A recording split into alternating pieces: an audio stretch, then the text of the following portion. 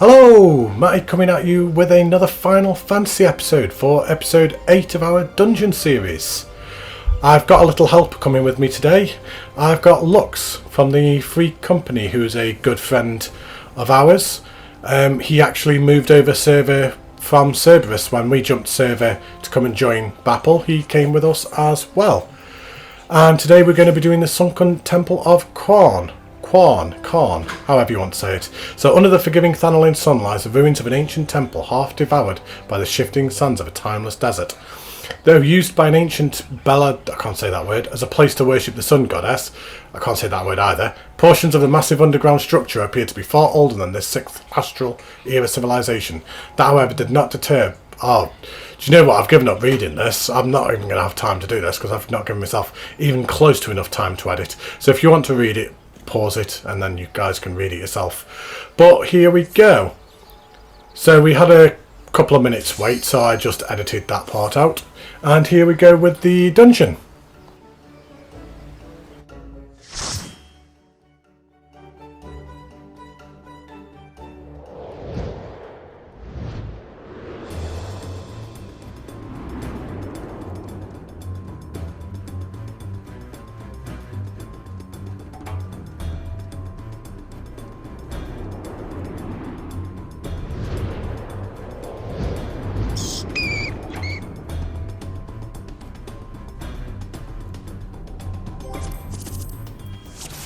So I'm just posting the macro again.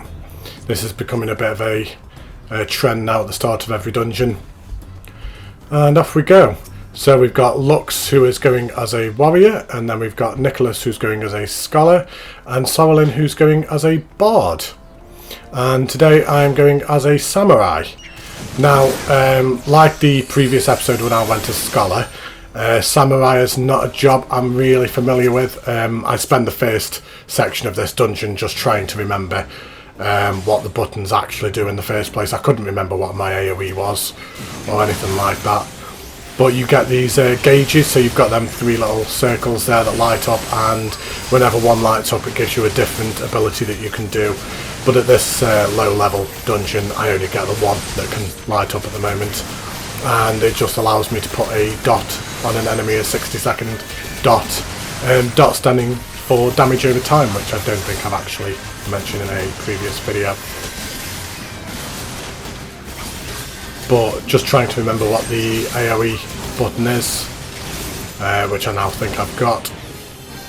And there we go, first mob done nice and quickly. Ethan Connington just come online. He joins me for the next video. The next video is actually a full Free Company run. A bit more of an entertaining one, that one as well. We mess around a little bit more, we don't take it as seriously as we should do. But here we go, just killing this second mob. You always focus the bees first, because the bees can do a final sting on the tank and it hits like an absolute truck. It does so much damage and the tanks can die. Something that I did forget to do on the first boss on the bees was kill the bees, and resulting in Lux's death, so apologies in advance, Lux.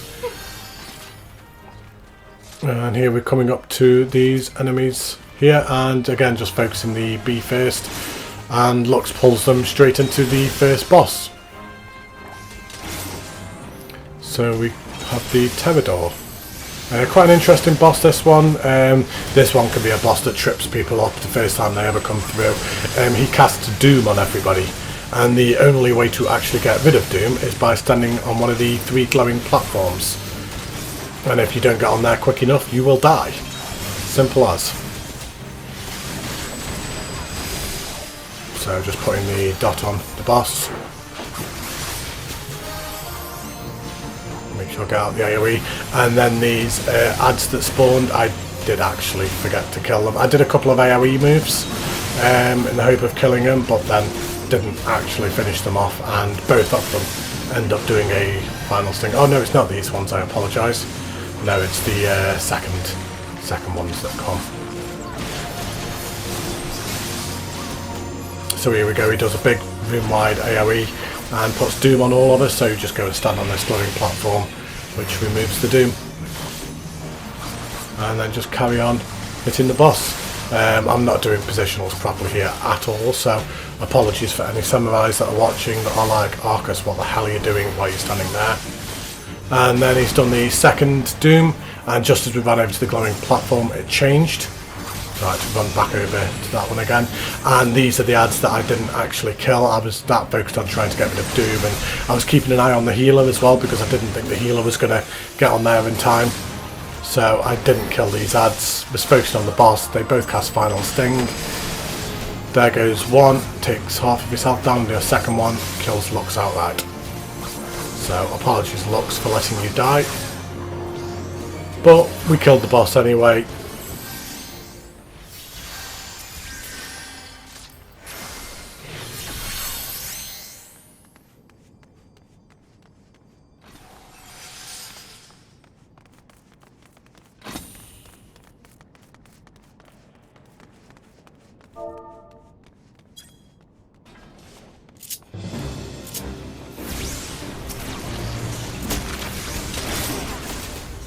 These stone heads are so annoying because you have to kill them on the glowing platform to open the door, and if they die off it then it will respawn and then you have to kill it again.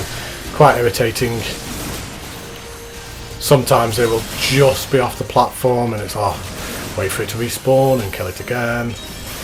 But just focusing that bee, making sure that bee dies first before it casts Final Sting on Lux again. Can't allow him to die a second time. And in theory you're supposed to kill one head on each of these glowing platforms which open the doors, but nobody tends to do that anymore. Just most people skip that. There's a bit of loot in there, but nothing too exciting.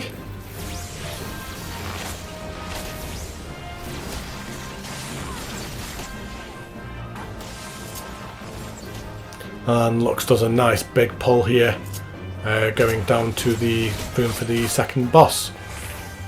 Lux does a really good job this dungeon, really good tanking, and the healer's fantastic as well, keeps up really well.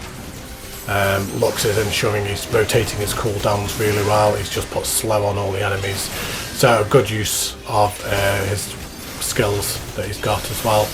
A lot of tanks do forget to put the slow down move and reprisal on and things like that, but Lux is more than capable, knows exactly what he's doing.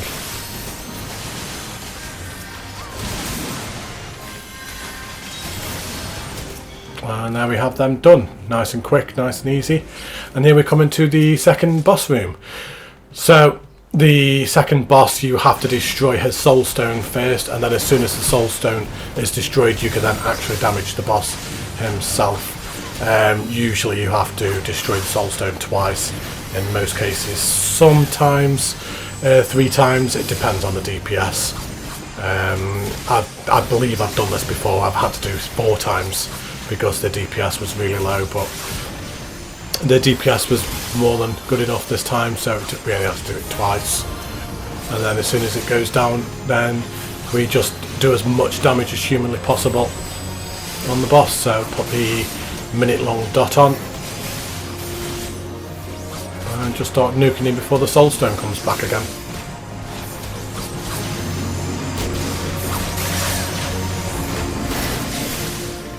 So the soulstone has regenerated again, and now at this point the tank can no longer keep aggro.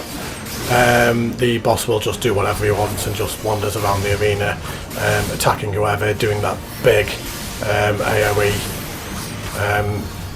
Can be a little bit tricky, a bit harder on the healers at this point. They have to be quiet on the toes, ready to heal anyone at a moment's notice. And he also does that jumping move as well, it's a big room-wide AoE. But we killed the soulstone really quickly, and now just nuking the boss again, trying to kill him before the soulstone comes back for a 3rd time. All this talk of soulstones making me think of infinity stones. It's a good job Thanos isn't here, he'd be killing him to take the soulstone. But there we go, nice and easy. Pass on that loot again, still not needed. And Lux does a nice big pull now as we head towards the 3rd and final boss of the dungeon.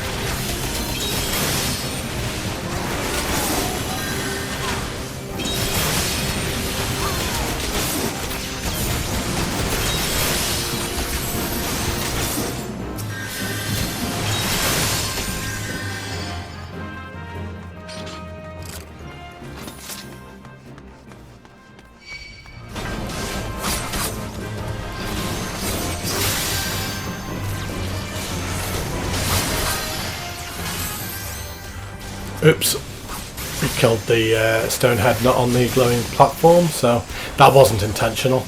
I didn't intentionally do that just to show what it does in the video. That was just a genuine mistake. I think he just kind of like went off just as he died, so just getting him back on the glowing platform there. And there you go. He dies on there and it opens the sealed door.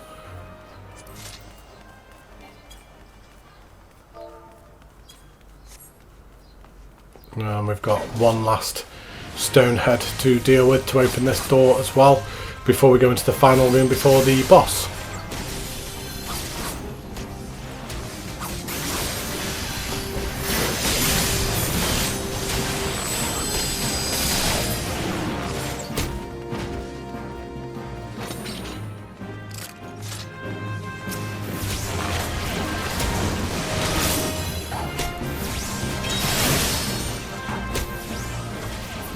So Lux does a nice big pull here, and the healer did a great job as well, it must be said.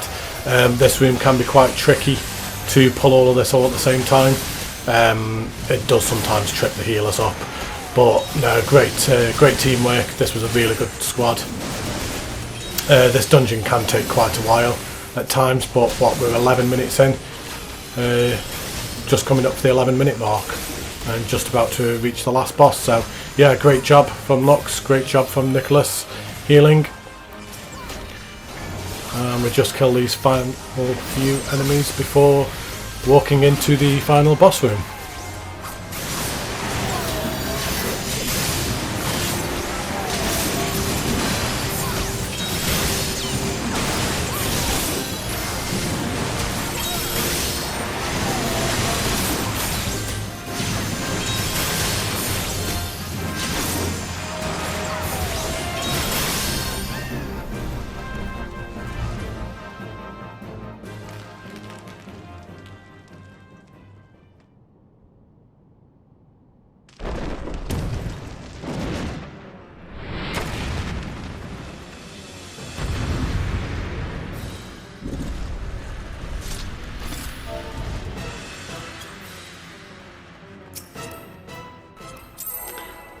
So this boss has got a few different mechanics that he does.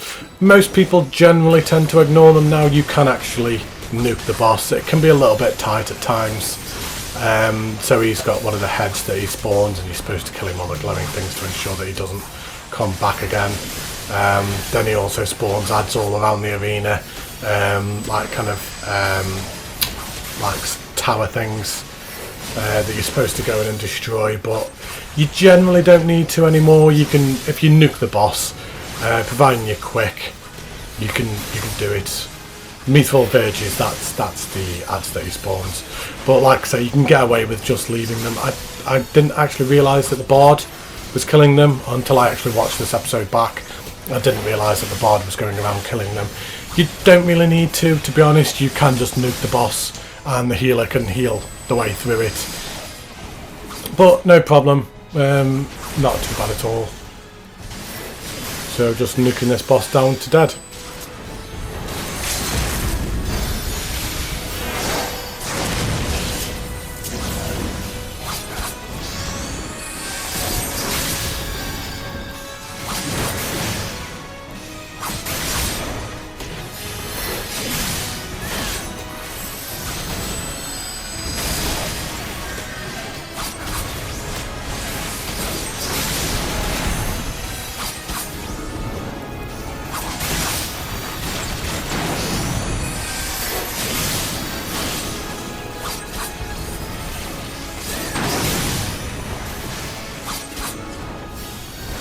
So lots of dodging to do in this boss, just dodging all them beams that just go through the room. But here we are just about to finish it off, so 4% left. 3, 2, 1 and done. Not too bad at all. So really nice dungeon, that went really smooth. Not one of my favourite dungeons, it's alright I guess. It's not like 1,000 Laws of Toto Rack, but not one of my better dungeons, not one of my better jobs, but there we go, it's done, out of the way. So thank you Lux for joining me and helping me, it was very much appreciated, And thank you to all of you for joining me and watching. I hope you enjoyed the video. Don't forget to leave a like and subscribe. Stay safe, take care, look after yourselves, and I will see you soon for the next episode. Take care, goodbye.